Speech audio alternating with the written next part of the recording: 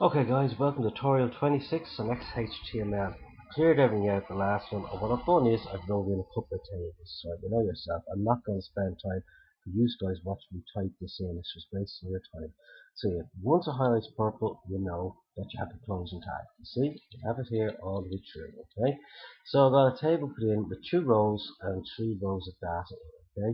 So if I run that, just to show you first of all, well, we don't want to do it that way, I want to run it through my browser. So if I run this is what we should get. There you go. Just scattered looking, doesn't look anything decent, it just looks terrible, okay? So if we go back in here, let's just try and jazz this up a bit, okay? So what we do here is to start this, we put in table, okay? And we will give it a border. Let me see, we'll go for 4 pick and we'll go for solid. And we'll go for red. Okay, so we'll just save that, okay, and just have a look at that there for a sec. So get, refresh that. Right, now there's our border, all the way around our table. So you can see it's already starting to take a little bit of shape. That's what we want. So we're just going to close this one off and we'll go to table rows, okay? And in here, what will we do? Let's see, we give it a background color. We went for red, so we're going to go for yellow. Okay, give it a color of yellow, so we'll save that. And we'll have a look at this now, because this just shows you how much you can improve it. Now you see the way it makes the yellow into each, as I call it, row. See it here? See the gap between it? Yeah? So there you go, it's showing us doing each row. So that's that part done. And then we say we want to do something with the data. Right? So the table data. So each piece of text or data inside this table, we're going to give it its own design. So we go for a border,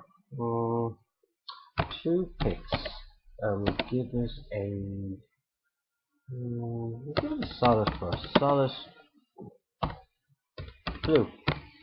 Okay, so hopefully this will look alright. And this is just solely just to show you guys what it will look like.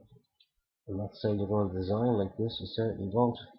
It has to be, this just to show you exactly the different colors and highlight it. And obviously when you design a website, you're going to make sure every color blends in, it's all going to look the same. You're not going to be throwing red and blues and yellows in like this. It just doesn't look the part, you know.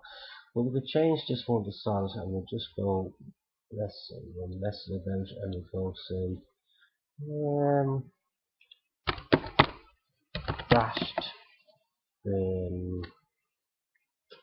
dashed blue.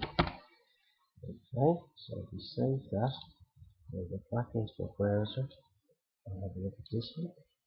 See that now?